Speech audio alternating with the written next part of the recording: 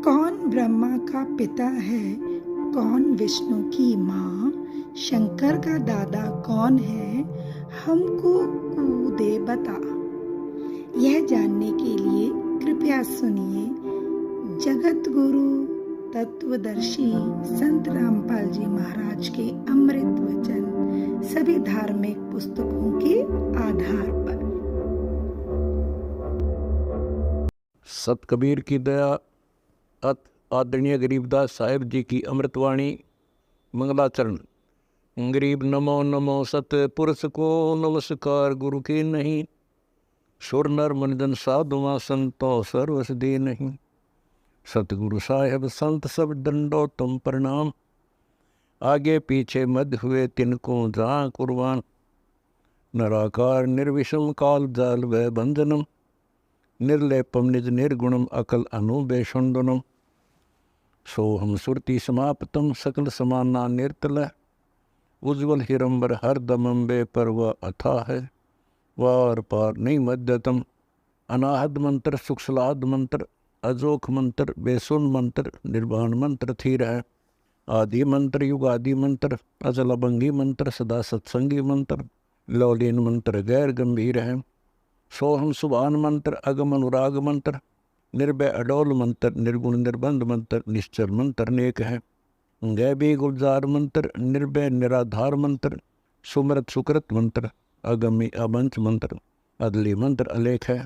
फजलम फराक मंत्र, बिन रसना गुणलाप मंत्र, झिलमिल जहूर मंत्र, सर्वंग भरपूर मंत्र, सैलान मंत्र सार है। निरंकार गर्क मंत्र, तेज पुंज परख मंत्र, अदली अबंध मंत्र, अजप्पा निरसंद मंत्र, अविगत अनहद मंत्र, दिल में दीदार है।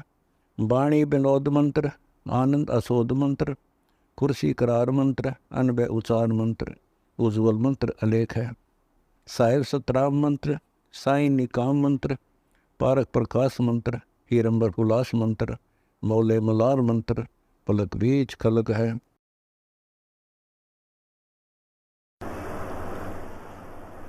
बंदी छोड़ कबीर साहेब की जय, बंदी छोड़ गरीबदास जी महाराज की जय, स्वामी रामदेवानंद जी गुरु महाराज की जय।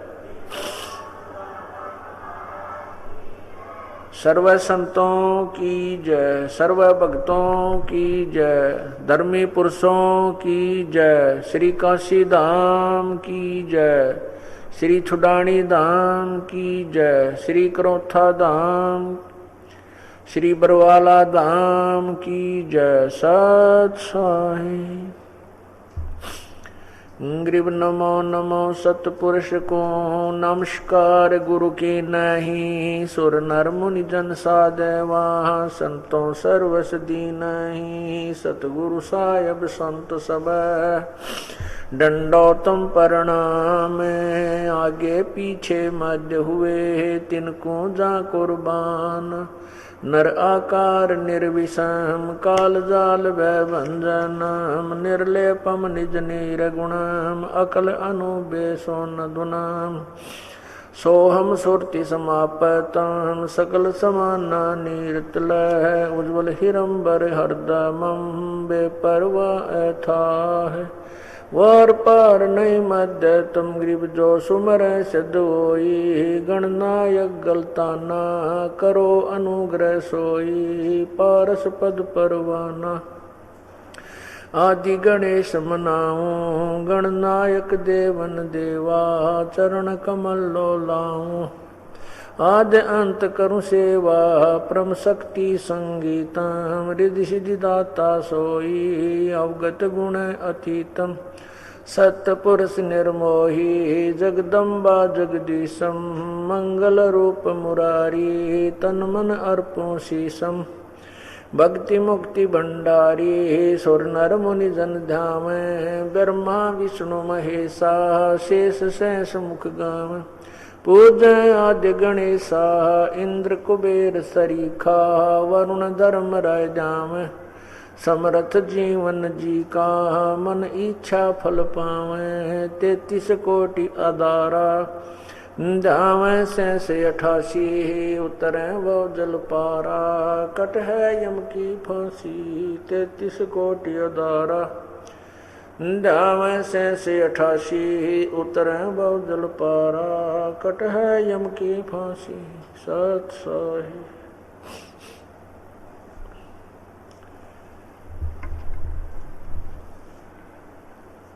कर जोरों विनती करूं, धरूं चरण पर शीस। गुरु राम देवानंद जी महाराज ने दियो नाम बख्शीश। कोटि कोटि सिजदा करूं, कोटि कोटि प्रणाम। चरण कमल में राखियो मैं बांदी जाम गुलाम। अब गुण किए तो बहुत किए, करत न मानी और। बावे बंदा बख्श दियो, बावे गर्दन उतार।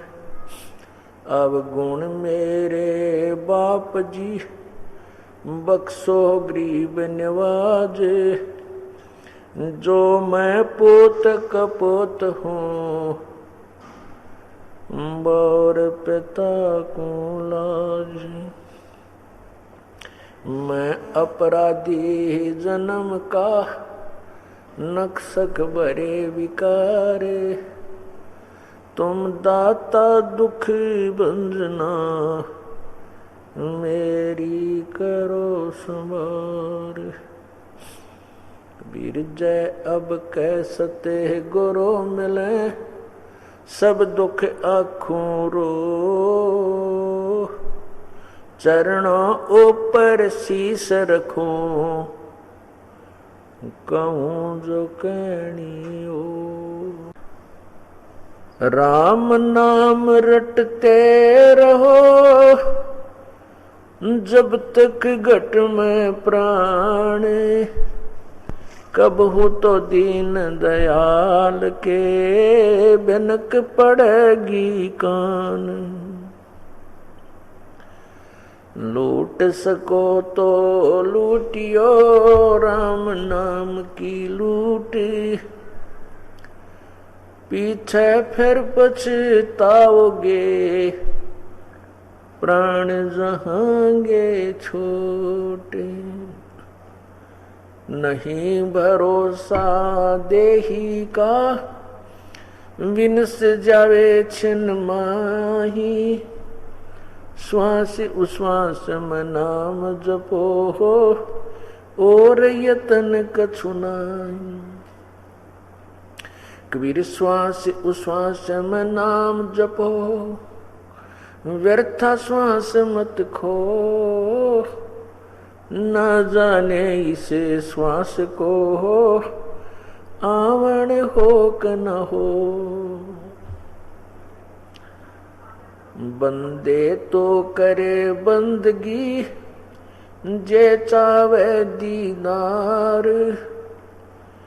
अवसर मानुष जन्म का, भाई मिले न बारंबार। मानुष जन्म पाय कर, जो नहीं रटे हरि नाम। जैसे कुआ जल बिना, फिर बनवायो किस काम।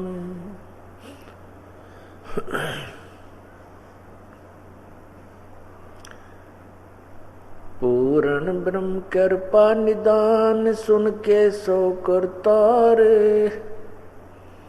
गरीब दास मुझ दीन की, रखियो बहुत संभार।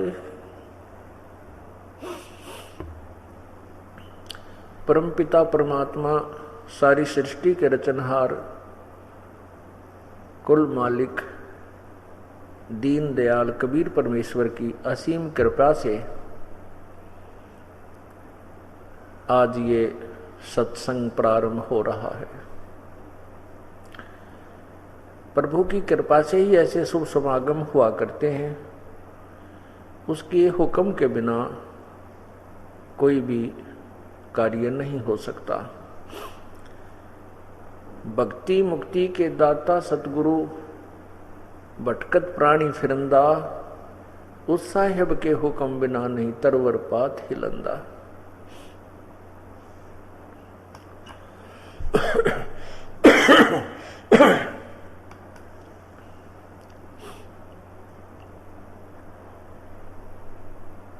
परमपिता परमात्मा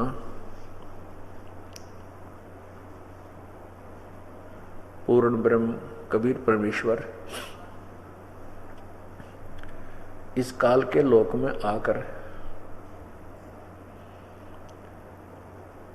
हमें अपने मूल स्थान की याद दिलाते हैं। हम कहाँ से आए थे और हम किस कारण से यहाँ जन्म और मृत्यु के इस भयंकर रोग से ग्रस्त हुए।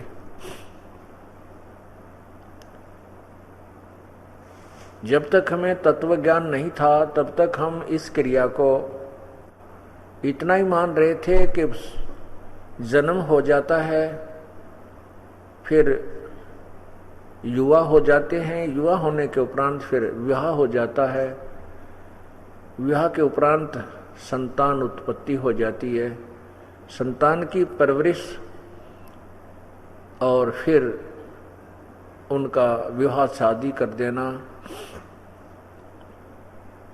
और फिर परमात्मा से मंगल कामनाएं करना कि हमारे बच्चों को भी संतान देवे, उसके बाद हमारी मृत्यु हो जावे। तो हमने इतना ही मान रखा था कि हमारा मनुष्य जीवन का इतना ही कर्तव्य होता है। तत्व ज्ञान से पता चला कि ये कर्तव्य नहीं, इसके साथ साथ हमारा बहुत सा काम और विशेष है। केवल इतना ही काम नहीं था कि बच्चे उत्पन्न करना, फिर उनकी परवरिश करना, उनको पाल पोस कर बड़ा करके फिर विवाह शादी कर देना, ये तो है ही है कार्य, लेकिन इसके साथ साथ एक और इम्पोर्टेंट वर्क था, एक अति आवश्यक कार्य था कि आत्म कल्याण भी करवाना चाहिए था। तो उस आत्म कल्याण के लिए हम इतनी रुचि नहीं रखते थे। जैसे भी परंपरागत कोई साधना पूजा हमने करनी होती थी, वो वर्ष में 6 महीने में या महीने में वो किसी विशेष स्थान पर जाकर के हम करके बस इतना ही अपना कार्य समझते थे कि भक्ति इतनी ही होती है। जब हमें तत्व ज्ञान हुआ तो पता चला कि इतनी ही भक्ति नहीं थी, भक्ति का बहुत अलग एक और सब्जेक्ट है, अलग से और इसका प्रोस्पेक्टस है। तो उसको पाठ्यक्रम बहुत शेष रहता था, उसका हमें पता नहीं था। उसी का ज्ञान तत्व ज्ञान से होता है। परमात्मा कहते हैं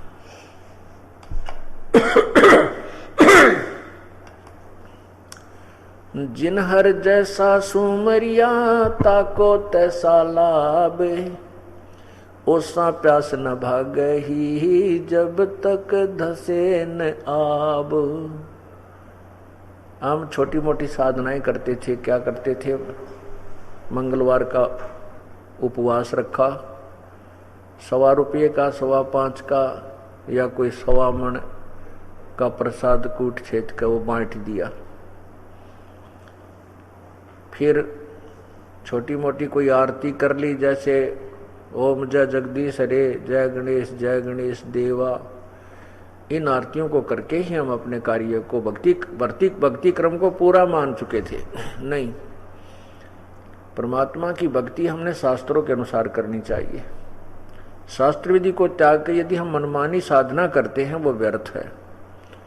हमारे सदग्रंथ कौन से हैं? पवित्र 4 वेद, पवित्र गीता जी, और परम पवित्र सवसम 5वां वेद, सवसम वेद। और हमने ज्ञान ग्रहण करने के लिए इनके अतिरिक्त और भी सदग्रंथ हैं, जैसे 18 पुराण और महाभारत, रामायण, साथ में कुरान शरीफ, पवित्र बाइबल आदि सभी पवित्र सदग्रंथ भी हमें ज्ञान ग्रहण करने के लिए सहयोगी हैं। लेकिन भक्ति के लिए पवित्र चारों वेद, पवित्र गीता जी और परम पवित्र पांचवा वेद, सवसम वेद जो परमेश्वर की अमृत वाणी है, कबीर वाणी, ये हमारे को इन पवित्र पांचवा जो वेद है उसमें सभी समावेश है। चारों वेदों का ज्ञान बहुत ही अच्छी तरह निर्णायक तरीके से है। पवित्र गीता जी का ज्ञान उस सवसम वेद, पांचवें वेद में, और पवित्र 18 पुराणों का ज्ञान, पवित्र महाभारत का ज्ञान, पवित्र रामायण का ज्ञान, पवित्र बाइबल का ज्ञान, पवित्र कुरान शरीफ का ज्ञान, उस पांचवा वेद जो है ये ऑल इन वन कहते हैं। ऑल इन वन यानी गागर में सागर वाली बात है। तो वो पांचवा वेद जो है वो था सिंपल लैंग्वेज में, कबीर वाणी, दोहों में, लोकोक्तियों में। और हमने उस परमात्मा के जो पांचवें वेद को नेग्लेक्ट कर रखा था, उसको हमने अवॉइड कर दिया था इस आधार पर क्योंकि जो संस्कृत के ज्ञाता विद्वान, महर्षि, संत, ब्राह्मण विद्वान पुरुष जिनको हम विद्वान मानते थे, जो ब्राह्मण मानते थे कि वो संस्कृत भाषा को जानते थे। और ये वेद जो चारों वेद, यजुर्वेद, ऋग्वेद, सामवेद और अथर्ववेद और पवित्र गीता जी और पवित्र महाभारत, पवित्र रामायण श्री वाल्मीकि, महर्षि वाल्मीकि जी रचित, ये सभी संस्कृत भाषा में थे। तो जो संस्कृत के ज्ञाता विद्वान थे वो हमें ये भ्रमित कर देते थे कि कबीर साहब को ज्ञान नहीं था, वो शिक्षित नहीं था, अक्षर ज्ञान नहीं था, इसलिए वो वेदों और गीता जी के विषय में कुछ नहीं जानता, उन्होंने कोई ज्ञान नहीं दिया अपनी वाणी में, वो तो वैसे ही बेकार का ज्ञान है। तो उस समय ये मान लेना उचित भी था क्योंकि हमें अक्षर ज्ञान नहीं था, हमारे पूर्वज अक्षर ज्ञान युक्त नहीं थे, इसलिए उन संस्कृत के ज्ञाताओं को परम विद्वान मानना उनकी व्यवस्था थी। अब हम शिक्षित हो गए हैं, अब पूरा मानव समाज शिक्षित है और वेद और गीता जी और अन्य भी सदग्रंथ जितने हैं उनका अनुवाद भी उन संस्कृत के विद्वानों ने कर रखा है। उन्होंने कई जगह त्रुटियां की हैं उस अनुवाद में क्योंकि उनको तत्व ज्ञान नहीं था, इसलिए उन्होंने उस जो उनकी समझ में नहीं आया उसको गलत अनुवाद कर दिया। जैसे पवित्र गीता जी के अध्याय नंबर 7 के मंत्र 18 में अनुत्तमाम को अति उत्तम लिख दिया, जबकि अनुत्तम का अर्थ अश्रेष्ठ होता है। फिर गीता जी अध्याय नंबर 18 के श्लोक 66 में वर्ज का अर्थ आना कर दिया, जबकि वर्ज का अर्थ जाना होता है। जैसे इंग्लिश के शब्द, इंग्लिश के वर्ड गो का जाना होता है, उसका अर्थ कम नहीं हो सकता, अर्थात आना नहीं हो सकता। ऐसी ऐसी त्रुटियां इन संस्कृत के विद्वानों ने अनुवाद करते समय की। क्यों की? क्योंकि उन्होंने उनको तत्व ज्ञान नहीं था, उनको ये मालूम नहीं था कि गीता जी का ज्ञान किसने बोला है।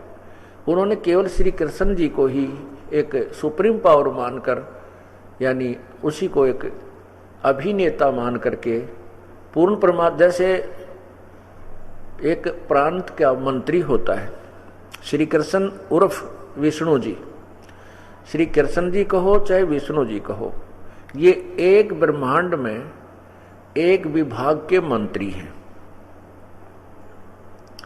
एक ब्रह्मांड में एक विभाग के मंत्री हैं, सतोगुण विभाग के,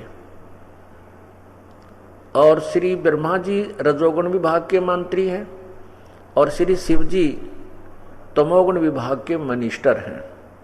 और इनके पूज्य पिताजी काल भगवान ब्रह्म, जिसको अक्षर पुरुष भी कहते हैं, ज्योति निरंजन भी कहते हैं, वो एक ब्रह्मांड में चीफ मिनिस्टर समझो, मुख्यमंत्री है।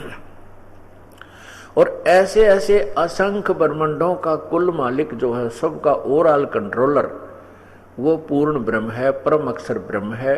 उसका वास्तविक नाम कबीर देव है। हम उसको कबीर देव, कबीर साहेब, कबीर प्रभु, कबीर भगवान कहने लगे। तो अब श्री कृष्ण जी जो ज्ञान गीता जी में बता रहे हैं, श्री कृष्ण जी तो गीता जी बोल ही नहीं रहे, जैसा कि ये सोच रहे हैं ये संतजन ऋषिजन जिन्होंने अनुवाद किया, उन्होंने सोचा है कि श्री कृष्ण जी बोल रहे हैं। नहीं, श्री कृष्ण जी के शरीर के अंदर प्रवेश करके वो काल भगवान जो उनका पूज्य पिताजी है, वो श्री कृष्ण के शरीर में सूक्ष्म रूप से जैसे प्रेत प्रवेश कर जाते हैं, ऐसे बोल रहा है। वो ब्रह्म है और वो पूर्ण ब्रह्म की महिमा भी बता रहा है, अपनी महिमा भी बता रहा है।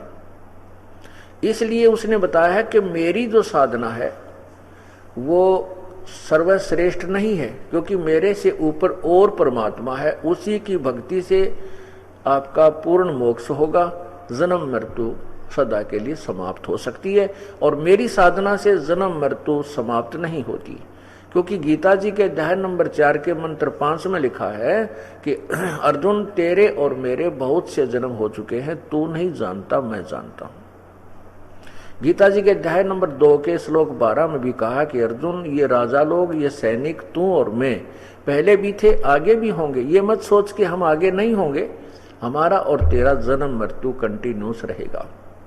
गीता बोलने वाला बोल रहा है। गीता जी अध्याय नंबर 10 के मंत्र 2 में गीता बोलने वाला यानी ब्रह्म कह रहा कि अर्जुन मेरी उत्पत्ति को कोई नहीं जानता, ये ऋषि महर्षि नहीं जानते, क्योंकि ये मेरे से उत्पन्न हुए हैं, इनका आदि कारण मैं हूं।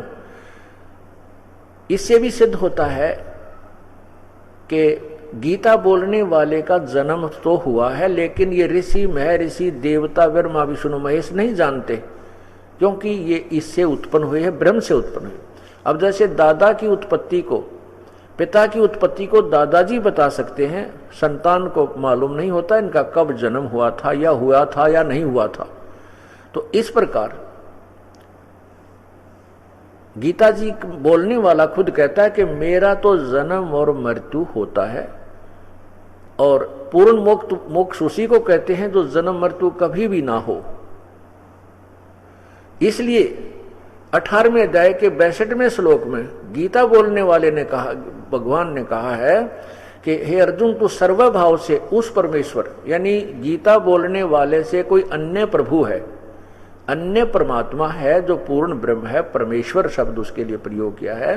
तो हे पार्थ तू सर्वभाव से उस परमेश्वर की शरण में जा, उसकी कृपा से ही तू परम शांति और शाश्वत स्थान यानी सदा रहने वाले लोक में, सत्य लोक में चला जाएगा। इससे क्या सिद्ध हुआ कि यदि हम यहां ये क्या बताते हैं, अनुत्तम शब्द के अर्थ को करते समय कुछ अनजान लोगों ने ऐसी टिप्पणियां दी हैं कि समास संस्कृत में यानी व्याकरण में एक समास चैप्टर होता है, तो कहते हैं उस समास के आधार से अनुत्तम का अर्थ अति उत्तम बन जाता है। नहीं, यहां समास भी फेल हो जाता है। समास कैसे फेल हो जाता है? यदि गीता बोलने वाला भगवान की टिप्पणी को, इस श्लोक को ये माना जाए कि इसका अर्थ अति उत्तम है, अनुत्तम का हम नहीं मानते उनकी दृष्टिकोण से, तो भी ये सिद्ध नहीं होता, क्योंकि वो अति उत्तम अगर सर्वश्रेष्ठ हो गया तो वो फिर अन्य भगवान के बारे में नहीं कहता कि मेरे से कोई और सर्वश्रेष्ठ प्रभु है, उसकी शरण में जाए। यदि यही सर्वश्रेष्ठ माना जाए तो ये और के लिए क्यों कहता फिर? इससे ये भी सिद्ध हो गया कि यहाँ अनुत्तम का अर्थ अनुत्तम यानी अश्रेष्ठ ही होना चाहिए। समास भी व्यर्थ है, ये जो समास इसमें लगेगा ही नहीं। समास जब लग जाता है कि गीता बोलने वाला किसी अपने से ऊपर किसी और परमात्मा के विषय में चर्चा ही नहीं करता, और मैं ही सर्वश्रेष्ठ हूं, इसलिए अनुत्तम यानी जिससे उत्तम कोई और ना हो, ये कहते हैं अनुत्तम का अर्थ है जिससे उत्तम कोई और ना हो। तो ये तो खुद कहता है मेरे से उत्तम कोई और है, उसकी शरण में जा, उसकी कृपा से तो परम शांति को प्राप्त होगा। तो यहाँ इन्होंने ऐसे अज्ञानता के कारण पवित्र गीता जी के अनुवाद को गलत कर दिया, लेकिन गीता जी गलत नहीं है। वेद कतेब झूठे निवाई, झूठे हैं जो इनको समझे नहीं। वेद और कतेब और गीता जी ये गलत नहीं है, लेकिन इनको जो नहीं समझ सके वो अज्ञानी थे, अनजान थे। इसी प्रकार गीता अध्याय नंबर 18 के मंत्र 66 में कहा कि सर्वधर्मान परित्यज्य माम एकम शरणम व्रज अहम तर्वा सर्व पापे भा मोक्षामि मा सोच।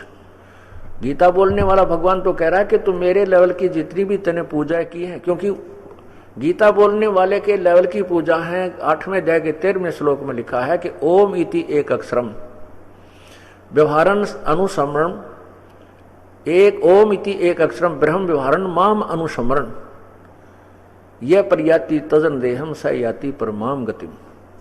मेरा तो एक ओम नाम है, और जो इसका अंतिम श्वास तक सिमरण करता है मुझ ब्रह्म का, माम ब्रह्म, मुझ ब्रह्म का तो केवल एक ओम मंत्र है यही, और इसका जो अंतिम श्वास तक सिमरण करता मेरे वाली गति को, मेरे वाली जो परम गति है यानी मेरे लेवल की जो गति है उसको प्राप्त करता है।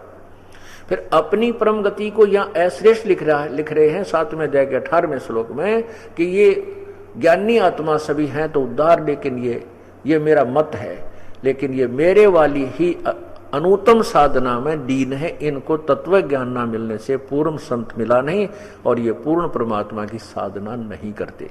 इसलिए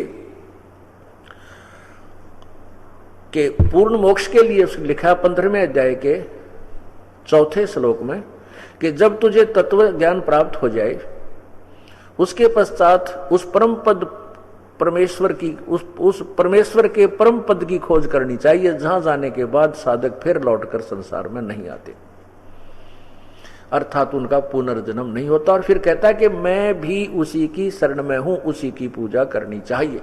तो यहां भी सिद्ध हो गया कि गीता ज्ञानदाता सर्वश्रेष्ठ भगवान नहीं है, यानी सुप्रीम पावर नहीं है, वो किसी और सुप्रीम पावर की तरफ संकेत कर रहा है। जैसे गीता अध्याय 7 के मंत्र 29 में कहा कि अर्जुन, जब तू पूरे तत्व ज्ञान से परिचित हो जाएगा और तू मुझसे भी परिचित हो जाएगा, क्योंकि तत्व ज्ञान से पता चलेगा कि वो काल है, सबको खाता है। इस प्रकार तो उस समय क्या लिखा कि जो मेरी शरण होकर जरा मरण से छूटने के लिए यत्न करते हैं वे उस ब्रह्म को, संपूर्ण अध्यात्म को तथा संपूर्ण कर्मों को जानते हैं। अब 7वें अध्याय के 29वें श्लोक में क्या बताया गीता ज्ञानदाता ने कि जो तत्ब्रह्म को, जो तत्ब्रह्म माने उस परमेश्वर को, जैसे गीता जी अध्याय नंबर 18 के मंत्र 62 में कहा है कि अर्जुन तू उस परमेश्वर की शरण में जा, उसकी कृपा से ही तू परम शांति और शाश्वत स्थान यानी सतलोक को प्राप्त हो जाएगा।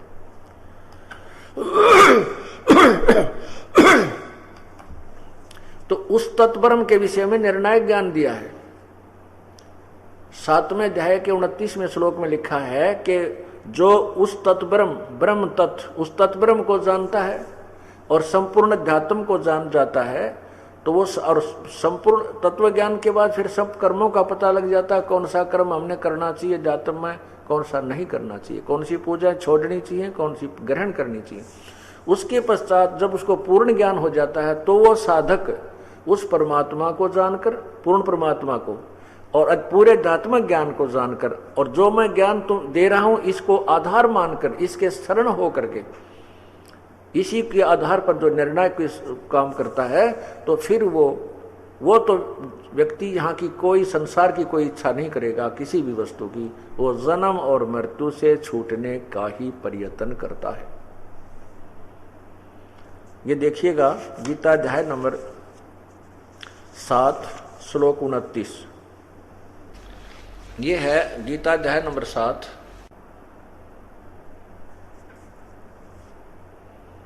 गीता अध्याय नंबर 7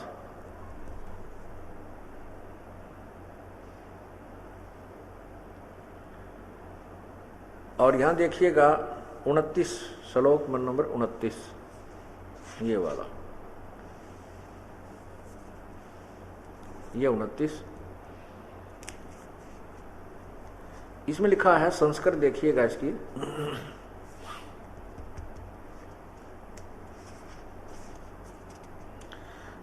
जरा मरण मोक्षाय, जरा मरण मोक्षाय माम आश्रित्य यतन्ति ये ते, ये देखिएगा, ते ब्रह्म तत्, इसको तत् ब्रह्म कहें या ब्रह्म तत्, तत् ब्रह्म तत् विदो कृष्णम अध्यात्मम कर्म च अखिलम। तो यहां देखिएगा ये दो ब्रह्म तत्व है, ये ब्रह्म तत्व, ये ब्रह्म तत्व का अर्थ है तत् ब्रह्म, इसको तत् ब्रह्म भी कहते हैं। आगे दिखाता हूं। तो इसका अनुवाद क्या किया है इन्होंने, वैसे अनुवाद इसका ये बनता है कि जो गीता ज्ञान दाता कह रहा है कि जो मेरे शरण होकर, जो मेरे शरण होकर संपूर्ण जरा और मरण से छूटने के लिए यत्न करते हैं, वे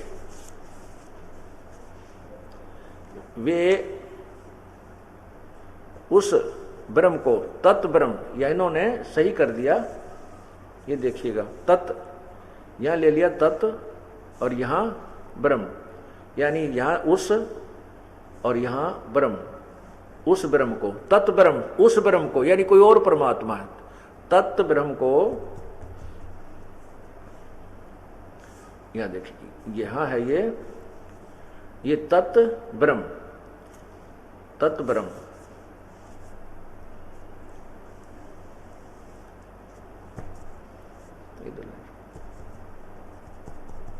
देखना ये तत् ब्रह्म, यहां इन्होंने किया, हाँ यहां रखा कर, ऐसे रखा, हाँ ये है। अब जो क्लियर करना चाहता हूं मैं, ये तत्व और ये संस्कृत में ब्रह्म, उस ब्रह्म, उस ब्रह्म का अर्थ है उस परमात्मा, उस परमात्मा, ब्रह्म का अर्थ भगवान होता है। तो ब्रह्म यदि उस ब्रह्म को, तत् ब्रह्म, तो यहां 8वें अध्याय के उस ब्रह्म को, संपूर्ण अध्यात्म को तथा संपूर्ण कर्मों को जानते हैं, जो मेरे शरण होकर, अर्थात मेरे द्वारा दिए गए ज्ञान पर आधारित होकर तत्वदर्शी संत की खोज कर लेते हैं। उनसे तत्व ज्ञान समझने के उपरांत वे तत्व पूर्ण रूप से उस परमात्मा को और पूरे अध्यात्म ज्ञान को समझ लेते हैं। अब क्या बताना चाहा है कि जैसे गीता ज्ञान दाता प्रभु कह रहा है कि मेरे शरण होकर जो मैं ज्ञान दे रहा हूं, क्या दे रहे हैं वो ज्ञान, कि मेरी भक्ति करनी है तो मेरा ओम नाम है, और इससे जन्म और मृत्यु अर्जुन तेरी और मेरी सदा बनी रहेगी, और किए हुए कर्म का फल ही मिलता रहेगा।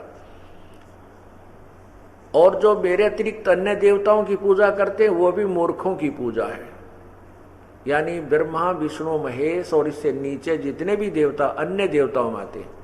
गीता जी के अध्याय नंबर 7 के मंत्र 12 से लेकर 15 और फिर 20 से लेकर 23 तक स्पष्ट किया है, और 9वें अध्याय के 20, 21, 22, 23 में स्पष्ट किया है कि जो अन्य देवताओं की पूजा करते हैं उनकी वो साधना शास्त्र विरुद्ध है, और तीनों गुणों की पूजा करने वाले रजगुण ब्रह्मा, सतगुण विष्णु, तमगुण शिव जी की पूजा करने वाले भी साधक मोक्ष नहीं प्राप्त कर सकते। इसलिए पूर्ण मोक्ष के लिए पूर्ण उस तत्व ब्रह्म यानी उस परमात्मा की शरण में जा। तो यहां क्या है कि जो उस तत्व ब्रह्म को जान लेते हैं, संपूर्ण आध्यात्मिक ज्ञान से परिचित हो जाते हैं, वो फिर केवल जन्म और मृत्यु से ही छूटने का प्रयत्न करते हैं। वो इस संसार की कोई डिमांड नहीं करते किसी भी वस्तु की। परमात्मा कहते हैं क्या मांगू कुछ थिर न रहाई, देखत नैन चला जग जाई, 1 लख पूत 1.25 लाख नाती, उस रावण के दीवान बाती। परमात्मा कहते कितना मांगू भगवान, तो यहाँ की जो वस्तु, जो यहाँ का भौतिक सुख के मांगू, 1 पुत्र मांग लूं, थोड़ी सी संतान संपत्ति मांग लूं, मान ले 20-30 एकड़ जमीन ले लूं, मांग लूं, 5 कोठी मांग लूं, और वही और भी कार मांग लूं, 1-2 फैक्ट्री मांग लूं, वो भी मिल जाए। ये रहते को नहीं अपने साथ। उसका उदाहरण दिया है कि क्या मांगू कुछ थिर ना रहाई, थिर माने कोई सथाई नहीं है वस्तु। और देखत नैन चला जग जाई, आंखों के सामने दुनिया जो करोड़पति है वो 1 मिनट में मर जाते हैं हेलीकॉप्टर में गिर के, और वो अपनी ही संपत्ति का नीचा दब कर मर जाते हैं, वो संपत्ति यही रह जाती है। देखत नैन चला जग जाई, 1 लाख पूत 1.25 लाख नाती। अब रावण के 1 लाख पुत्र बतावें, हम तो एक पुत्र मांग के ही मांग लेंगे भगवान से, और उसी पे तो अपना जीवन व्यर्थ कर जावा, बस सब कुछ मिल गया हमें, बहुत कुछ हो गया। नहीं, पुत्र मिला अच्छी बात है, 2 हो गए, 4 हैं, 1 है, कोई बात नहीं, लेकिन यहाँ ये जीवन मृत्यु बना रहेगा या कुछ नहीं रहेगा। पूर्ण परमात्मा की प्राप्ति के उपरांत वहाँ फिर कभी कष्ट नहीं होता, फिर वहाँ मृत्यु नहीं होती। ऐसा ही हमारा परिवार होगा, ऐसा ही हमारा जीवन होगा, लेकिन वहाँ का रहन सहन और शरीर इससे भिन्न होगा। आकार यही होगा, लेकिन मटेरियल ऑफ बॉडी ये भिन्न हो जाएगा। जैसे एक तो मिट्टी का मटका बना हो, एक तो मिट्टी का प्याला हो, एक सोने का प्याला हो, सोने की बनी होती, तो उसमें बहुत अंतर। मिट्टी का तो पड़ते टूट जा, गिरते ही फूट जाता है, और सोने की बनी हुई वस्तु सथाई होती है, उसको जंग नहीं लगता, वो नष्ट नहीं होता। इसी प्रकार सतलोक में हमें शरीर मिलेगा, वो एक तत्व का, नूरी तत्व से बना हुआ होगा, उसमें कोई मिक्स नहीं होगा, वो कभी नष्ट